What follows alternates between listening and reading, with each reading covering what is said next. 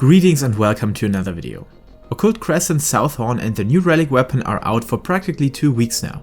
And while I really enjoy the new exploration content, as well as the mix of Atma and Tomes grind, there are a couple of things I can't wrap my head around and questions myself many times why Square Enix designed them in the way they did.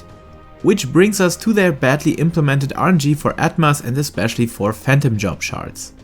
After the initial get to know everything phase, I really enjoyed OC in trying out different Phantom Job combinations to max out my warrior's damage, which was of course falling short to the one of my DPS jobs. But as I still had some struggles with the one or the other mechanics in critical encounters, warrior felt the obvious choice for consistency.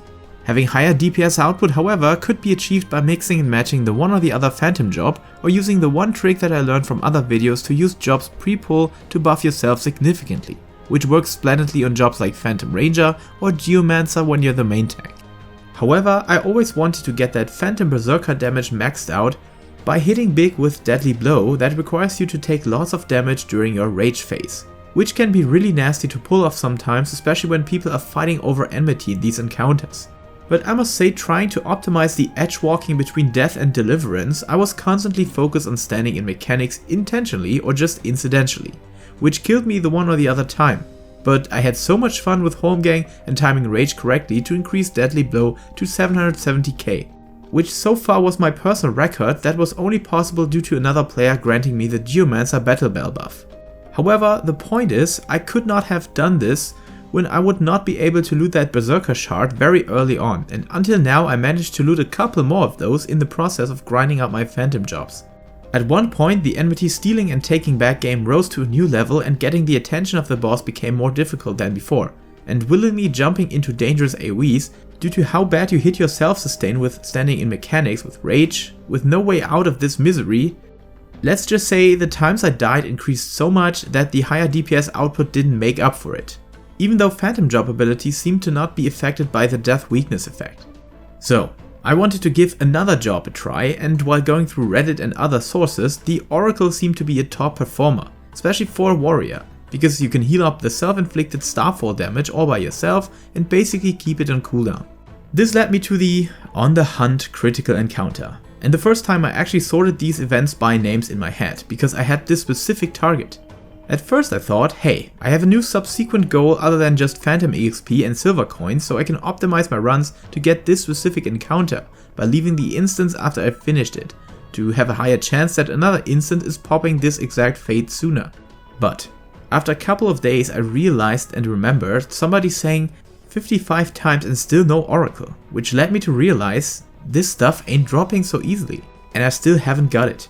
So I actually asked myself, why is that the case? Why do we need such a low drop rate, especially for rewards that can enhance your gameplay experience a lot and seems to be a critical part of this content? I mean, sure, there are so many other Phantom Jobs and I really enjoy this new system over the Magia board of Eureka or the job actions you had to buy in Bosja, even though the overall system has other flaws compared to its predecessors, but more to that another time. The most annoying part still is that bad RNG, and I have to say this also applies to the first Phantom Relic step. While I really like the idea of how they designed this dual-way system where the consecutive steps for additional weapons are much easier than the initial grind, the grind is so unpredictable, from the fact that you actually have to leave Occult Crescent to do Fates in Tural for specific Atmas, and even then the RNG is horrible. It ranges from getting 2 Atmas after another to people grinding a whole day for a single one, especially as there is an easy solution to this. Keep it grindy but a bit more calculable by just adding more pieces to farm with a much higher drop rate. Just like 10 from each specific crystal, but 30% drop chance. Just something that takes a while and keeps us grinding, which many people wanted, but in a way that you can still form your life schedule around a bit, to make it appeal to casuals more. It's just super frustrating doing 20 fates without a single drop of Dimayatma, and it's even more annoying to play OC to the fullest, having 11 stacks of Phantom Mastery, but then still missing the one Phantom Job shard for Oracle, Ranger or Berserker. Maybe apply the same logic here by rewarding fragments of that shard with a much higher drop chance to make people see the light at the end of the road.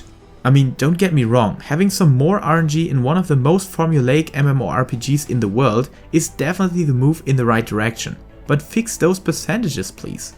It pains me to see them try out the right ideas and probably boldest forms of content this game has ever seen, with Criterion dungeons in Endwalker or OC now in Dawntrail, but it just needs to be thought out a bit more, especially when it serves to keep players busy and entertained with the game. And if Yoshida wants us to enjoy other games, then please remove that stupid demolition system for housing content.